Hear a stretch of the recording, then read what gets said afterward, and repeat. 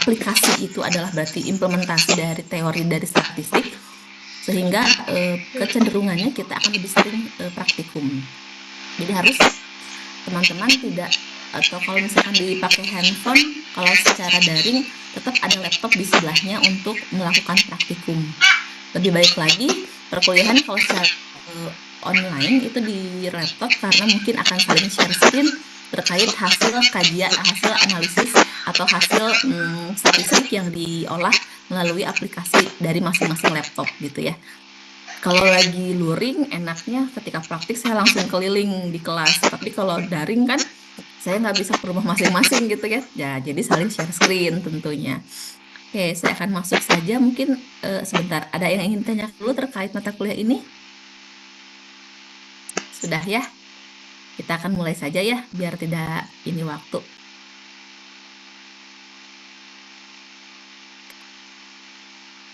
Oke, mata kuliahnya ini adalah tidak ada workshopnya ya, aplikasi statistika dalam penelitian pendidikan matematika. Ini kita orientasinya dan case method. Kenapa harus project? Project maksudnya project mengerjakan, dan case itu berdasarkan kasus yang memang sesuai dengan kondisi statistika yang akan kita ambil gitu ya.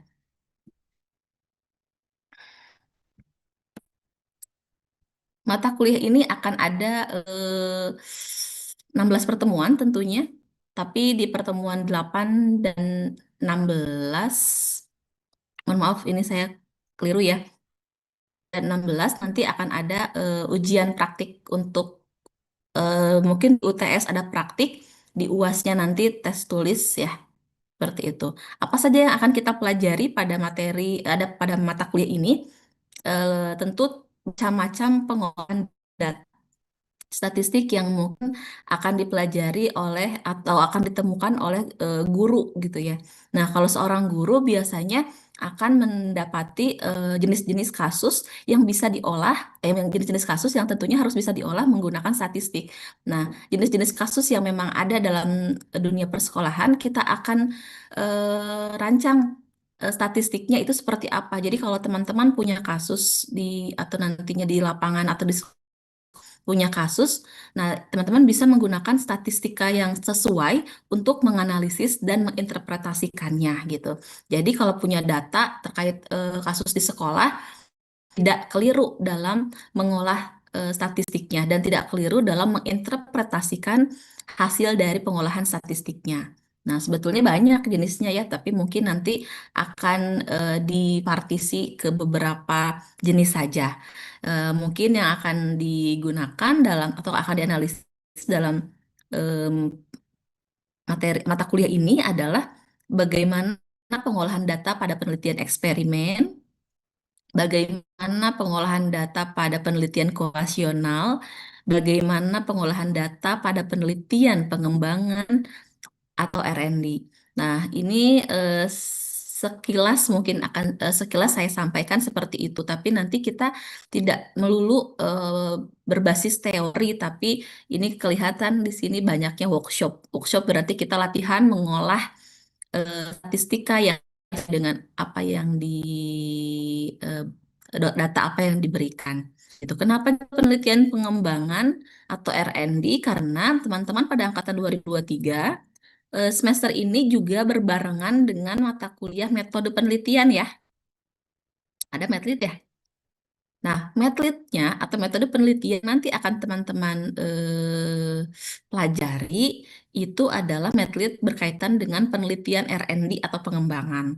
Maka dari itu saya menyesuaikan teori atau ya teori dalam aplikasi mata kuliah aplikasi statistik dalam penelitian ini saya sisipkan juga tentang pengolahan data, bagaimana kalau kita melakukan penelitian pengembangan, biar saling apa namanya saling berkesinambungan dengan metodenya. Jadi metodenya tentang pengembangan, saya dari statistiknya memberikan teori dan praktik berkaitan dengan bagaimana sih kalau penelitian pengembangan itu diolah datanya menggunakan statistik yang sesuai gitu. Jangan sampai metodenya hanya sekedar teori, tapi nanti implementasi ketika penelitian teman-teman tidak bisa atau tidak mampu mengolah data statistik terkait penelitian pengembangannya. Karena kalau di atlet kan kecenderungannya teori untuk risetnya.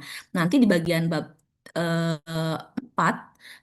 tentu teman-teman akan mengolah data kalau proposal penelitian itu bab 1 sampai bab 3 ya teman-teman. Kalau bab 1 sampai bab 3-nya sudah oke, itu teman-teman bisa ujian seminar proposal. Ketika sudah ujian seminar proposal, teman-teman kan nanti kelanjutannya akan melakukan penelitian setelah dibimbing oleh pembimbing ya. Nah, setelah melakukan penelitian, tentu data-data yang diperoleh akan diolah datanya menggunakan statistik yang sesuai. Karena pengolahan data statistik itu harus disesuaikan dengan kasus yang dimiliki. Nah, kalau pengembangan tentu kasusnya tentang riset bagaimana pengembangan itu dilakukan dan statistiknya juga harus sesuai dengan teorinya gitu. Kalau misalkan kita pakai kasus A menggunakan statistiknya statistik B, maka dari itu jadi tidak akan nyambung, tidak akan sesuai interpretasinya. Nah, kita harus tahu nanti jenis-jenis kasusnya. Kalau penelitiannya A, kalau datanya A, kita harus pakai pengolahan data statistik tentu yang A gitu. Kalau yang B tentu yang B. Jadi masing-masing kasus dalam penelitian atau data yang kita miliki dalam penelitian, tentu pengolahan data statistiknya itu tidak sama gitu. Nanti kita akan pelajari sedikit-sedikit. Nah, teman-teman harapan saya bisa menganalisis dan tentunya sampai melakukan pengolahan data sampai menginterpretasi. Menganalisis kira-kira eh, kalau saya punya kasus seperti ini dengan data yang ini, saya harus menggunakan statistik yang mana? Saya harus melakukan interpretasi seperti apa? Nah, seperti itu ya. Baik, saya pikir kalau saya ngajar aplikasi statistik di matematika, insya Allah saya pikir tidak akan terlalu berat. Tidak seperti saya kalau mengajar aplikasi statistik itu di prodi lain gitu, yang kecenderungannya agak lama menangkap karena mereka tidak apa ya, tidak ngeh dengan atau angka. Tapi kalau di matematik tentu ini hal yang biasa ya. Nah, sekarang bagaimana kita pandai-pandai menganalisisnya begitu saja dan apa namanya menginterpretasikan hasil datanya. Oke, lanjut.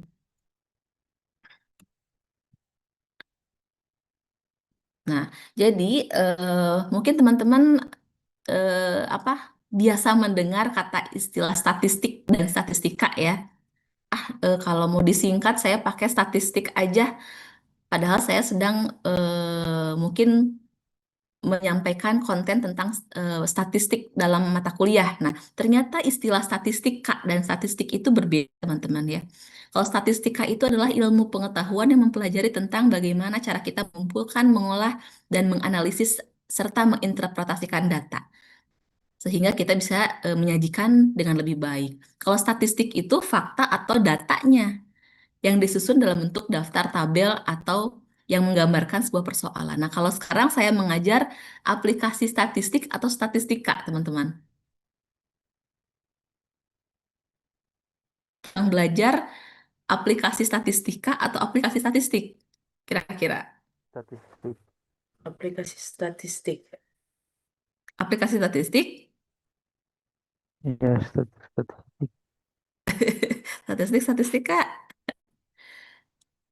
aplikasi statistika, teman-teman ya. Statistik, aplikasi statistika dalam penelitian pendidikan matematika. Betul. Jadi aplikasi statistika. Kenapa? Karena kita sedang belajar ilmunya ya. Bukan sedang mempelajari datanya, sedang mempelajari ilmu untuk mengolah bagaimana data itu diinterpretasikan gitu. Jadi kalau teman-teman mau bilang saya sedang kuliah statistik, saya keliru. Tapi kalau saya sedang kuliah statistika, itu betul ya.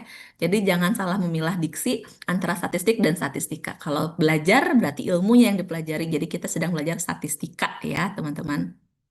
Nah, kita ngapain sih belajar statistika dalam penelitian? Untuk apa sih fungsinya belajar statistika itu?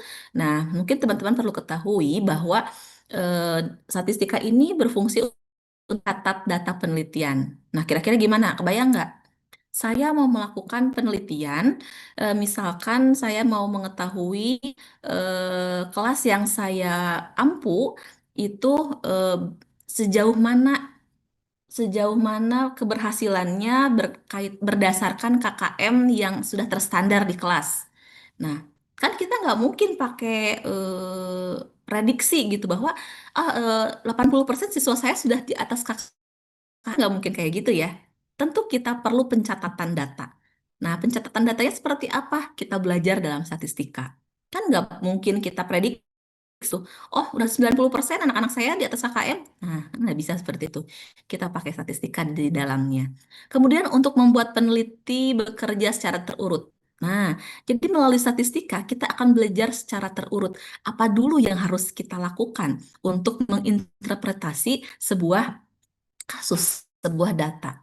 Oh, pertama saya harus mencatat dulu. Saya harus mentabulasi, kemudian saya menentukan frekuensinya. Dari sana baru saya bisa masukkan data dan interpretasi datanya. Nah, oke. Selanjutnya, menyediakan cara yang sederhana untuk meringkas data. Kira-kira apa maksudnya? Ada yang bisa menjawab? Statistiknya ini eh, peranannya untuk menyediakan cara yang sederhana untuk meringkas data. Ada yang bisa menjawab kayak gimana sih maksudnya meringkas data itu?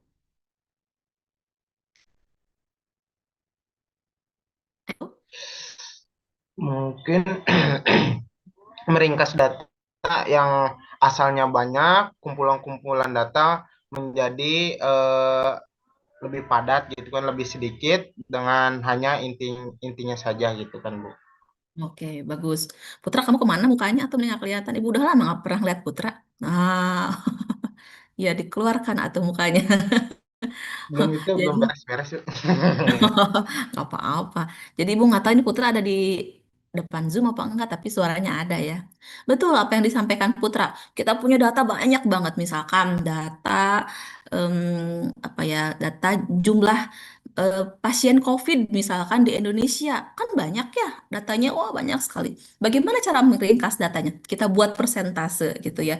Kita buat misalkan dengan menggunakan diagram per pulau, kita bisa merepresentasikan dengan angka, dengan persentase, sehingga kita dengan mudah untuk membaca data. Tidak berceceran, oh si A, si B, si C di Jawa, si A, si B, si C, dan seterusnya. Kan tidak begitu ya, kan kita pusing kalau baca data kayak gitu. Nah, hadirlah statistika untuk meringkas data.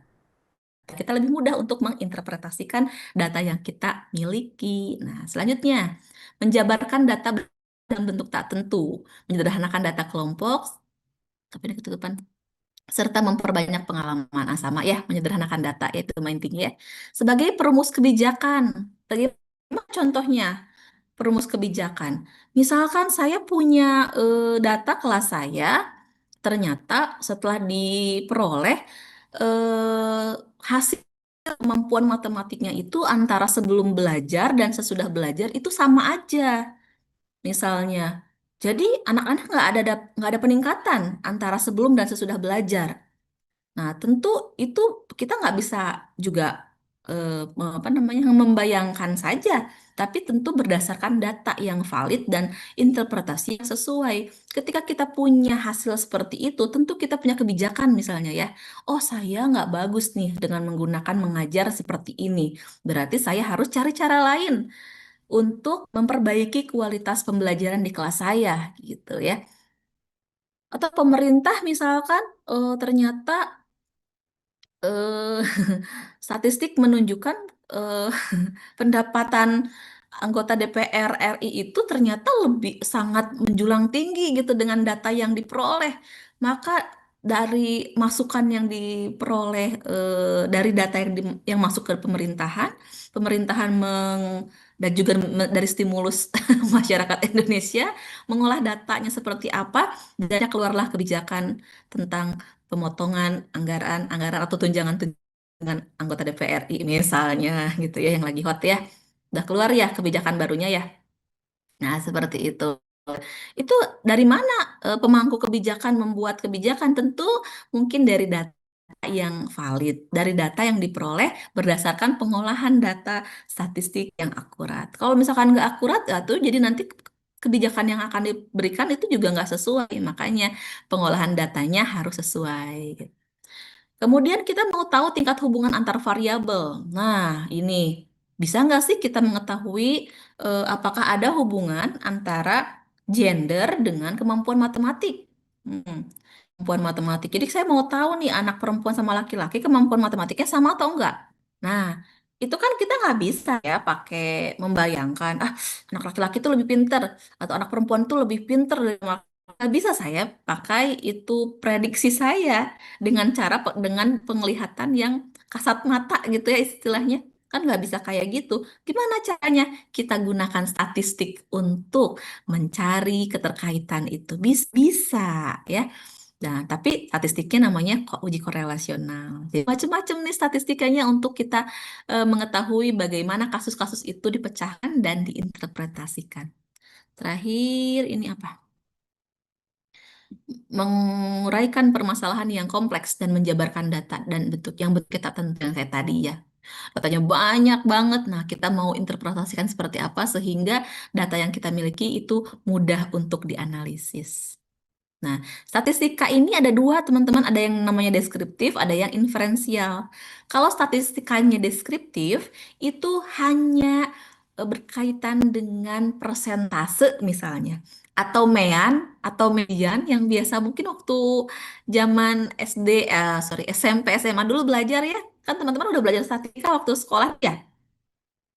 Kan belajarnya itu bagaimana persentase, menghitung mean, median, modus, begitu ya. Nah, itu teman-teman termasuk ke dalam statistika deskriptif. Nah, kalau yang sekarang kita akan pelajari itu lebih jauh lagi, yaitu inferensial. Bedanya apa statistika deskriptif dan inferensial? Deskriptif itu kita tidak bisa menginterpretasikan atau mengeneralisasi data. Kita hanya bisa membuat gambaran dari kondisi yang ada. Jadi kita hanya bisa melihat kalau tadi misalkan rata-rata anak di kelas mendapatkan nilai 80 misalkan dibandingkan dengan KKM 75. Oh, 70% anak-anak sudah di atas KKM. Itu hanya menggambarkan saja. Tidak bisa kita simpulkan bahwa anak-anak sudah mendapatkan nilai di atas KKM sebanyak 80%. Itu tidak bisa kita judge. Tapi hanya sebagai gambaran bahwa datanya sekitar 80%. Kalau bedanya dengan inferensial, kalau statistika inferensial itu bisa kita simpulkan, bisa kita generalisasikan. Misalkan saya punya data siswa sebelum belajar dengan sesudah belajar. Saya olah menggunakan statistika inferensial. Kemudian saya punya, kalau inferensial itu nanti berbau hipotesis. Dugaan saya setelah belajar itu lebih bagus kemampuan matematikanya daripada sebelum belajar. Nah, setelah diolah menggunakan statistik, ternyata dapatlah hasilnya berkaitan dengan apa namanya siswa itu betul-betul setelah belajar matematika itu matematikanya lebih baik daripada sebelum belajar matematik. Nah, itu bisa disimpulkan atau bisa digeneralisasikan kalau kita pakai pengolahannya menggunakan inferensial. Kalau deskriptif, misalkan saya punya rata-rata. Sebelum belajar rata-ratanya misalkan dari nilai 115%. Setelah belajar matematika ternyata rata-ratanya 80%. Terus misalkan Raihan kasih kesimpulan bahwa oh 80%, 15 ke 80 tentu naik ya, angkanya lebih gede gitu. Terus Raihan bikin kesimpulan bahwa anak-anak setelah belajar matematik kemampuannya lebih baik daripada sebelum belajar matematik. Itu nggak bisa. Kenapa? Tadi kekurangan dari statistika deskriptif hanya menggambarkan saja. Terlihat angka yang berbeda antara sebelum dan sesudah gitu. Tapi tidak bisa kita simpulkan bahwa padahal kalau kalau kata anak matematik angkanya lebih gede ya, yang itu yang sudah belajar. Tapi tetap kita nggak bisa simpulkan hanya dengan menggunakan deskriptif. Kalau kita mau menyimpulkan bahwa setelah belajar itu lebih besar atau lebih baik daripada sebelum, itu kita akan gunakan statistika namanya inferensial ya. Nah, statistika inferensial ini banyak jenisnya. Nih dikasih lihat di sebelah sini ada yang namanya uji JT, korelasi, person, one way ANOVA, wah, banyak dan sebagainya ini ya sampai ke bawah ya. Nah, ini tentu kita sesuaikan dengan kebutuhan kita. Nih, kita mau butuhnya menguji apa, mau pakai mau ngolah tentang apa, nanti pakai salah satu di antara ini gitu. Nggak usah di semuanya diolahnya enggak, tapi kita sesuai. Jadi kalau sekalian bilang tadi kasusnya A tentu obatnya pakai B gitu. Kasusnya B obatnya ya pakai sorry A pakai A, B pakai B gitu ya. Nah, pandai-pandai teman-teman untuk menggunakan mana nih yang tepat untuk masalah saya. Obat apa yang tepat untuk saya punya sakit gitu. Sampai sini dulu ada yang mau bertanya? Atau sudah memahami? Saya mau screenshot dulu ya. Boleh, lihat dulu.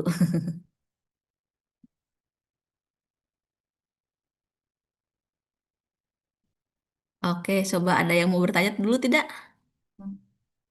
Atau sudah paham dengan apa yang saya sampaikan? Aman-aman aja? Teman saja lah boleh. Aman ya. Ya, kedap saya ini dulu foto. Amankan dulu foto.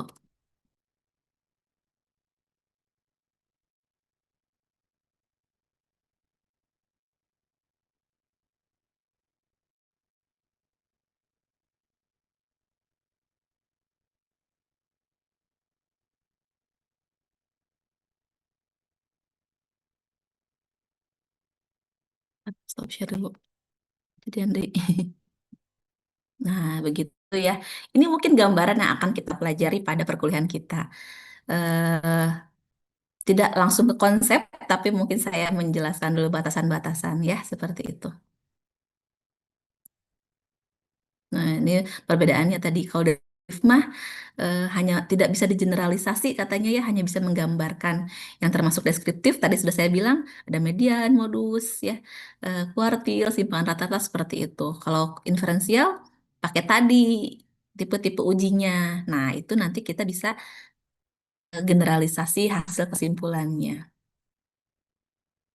Nah, bagaimana untuk penentuan sampel? Kalau kita mau melakukan penelitian, sampel yang terbaik tentunya semakin banyak itu semakin bagus. Nah, antara 30 sampai 500 orang kalau kita riset riset pendidikan gitu ya. Jadi kalau kita mau ambil data eksperimen atau mau ngambil data statistik menggunakan inferensial, jangan cuma dua orangnya sampelnya, tapi minimal 30. Kenapa 30 atau 20? Karena semakin banyak data atau sampel yang ambil, maka akan lebih representatif data yang mewakilinya, begitu ya. Jadi kalau itu nggak representatif, walaupun bisa-bisa aja diolah, tapi datanya kurang representatif kalau sampelnya kecil. Jadi lebih baik kalau kita melakukan riset menggunakan inferensial sampelnya yang banyak, gitu. Nah, ini dia software. Kita tentu namanya mengolah data nggak mungkin kan zaman gini pakai manual ya. Kita mengolah data tentu harus pakai software. Softwarenya di sini yang kita pakai adalah hanya nomor satu aja, SPSS ya. Nah, jadi teman-teman semua harus punya SPSS. Mulai dari minggu depan, kan walaupun minggu depan saya belum pakai SPSS, tapi itu kalau dinanti-nanti takutnya jadi nggak keinstal. Saya tugaskan semua semua mahasiswa untuk pertemuan minggu depan harus sudah terinstal SPSS di laptop teman-teman semua. Jadi kalau nanti belum tahu luring apa daring di matematika di pekan depan, eh, teman-teman sudah siap dengan aplikasi statistiknya. Sorry, aplikasi atau software statistiknya berupa SPSS. Ibu seri berapa yang harus diinstal? Terserah seri berapa aja. Yang paling lebih bagus, yang lebih baru. Tapi kalau punyanya yang agak lama, nggak apa-apa pakai yang lama juga ya. Oke, begitu. Sepertinya itu saja yang akan saya sampaikan pada pertemuan kali ini. Ya, nanti di pertemuan setelah UTS saya akan menjelaskan tentang yang R&D. Mungkin di awal pertemuan masih tentang pengolahan eksperimen, kemudian korelasional yang biasa ditemukan di sekolah. Selanjutnya di pertemuan ke belakang akan menjelaskan tentang R&D-nya itu berkaitan dengan MATLAB-nya teman-teman. Karena mungkin nanti akan diperlukan untuk menyusun proposal itu di bab 3 di pengolahan data statistik yang digunakan. Nah, nanti teman-teman ambil dari teori-teori yang saya sampaikan di mata kuliah ini gitu ya. Oke, sampai sini mau nanya dulu nggak? Aman ya? Punten ya rada ngebut, ngebut banget nggak barusan? Enggak ya? Aman. Ngebut ngebut. Aman ya? Oke, punten speednya agak dipercepat juga. Saya ingin menyampaikan tadi sekian slide yang penting, teman-teman harus bisa menangkap atau mencernanya gitu ya. Jadi itu mungkin yang bisa saya sampaikan pada pertemuan kali ini. Mudah-mudahan teman-teman semua bisa memahaminya dan tentu siap untuk belajar aplikasi statistik ini. Saya mungkin perlu menyampaikan juga pentingnya apa sih belajar mata kuliah ini. Yang pertama tentu nanti akan dibawa ketika sudah lulus kuliah ya. Jadi nanti kalau sudah lulus kuliah, teman-teman mau riset kecil-kecilan dalam kelas atau ya kelas yang diajar itu tentu harus menggunakan statistik yang benar. Jadi jangan pakai prediksi atau pengolahan yang tidak sesuai, tapi gunakan statistik yang benar. Dan terpenting adalah tentu akan dipakai ketika mengolah data skripsi gitu ya. Nanti teman-teman nggak akan bingung ketika udah melakukan penelitian ini skripsi saya, data yang dari skripsi saya mau diapain, teman-teman bakal tahu bagaimana cara ngolahnya. Itu mungkin harapan saya. Jadi saya harap teman-teman kayak gimana teman-teman mau apa namanya ber apa positif dan semangat untuk belajar mata kuliah ini dengan baik. Ya, nge-freeze.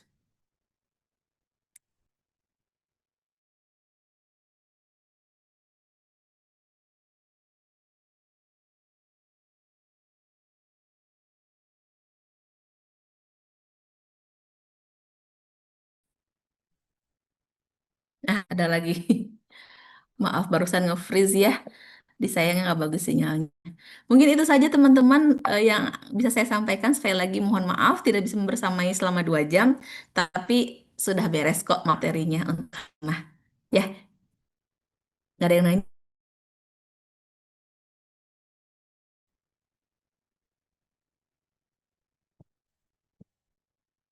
Halo Bu Emma, Bu Emma aman Bu Emma? Aman Ibu, aman Alhamdulillah. Gimana kabarnya Bu, sehat? Alhamdulillah sehat. Nggak kecepatan saya bicaranya Bu Emma.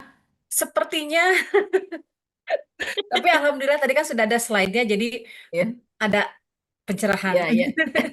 Maaf ya kecepatan bicaranya karena harus ke aula mau pengukuhan dulu, tapi udah beres dah materinya tentang itu aja. Siap, Saya mau siap. mengenalkan aja pendahuluan di awal tentang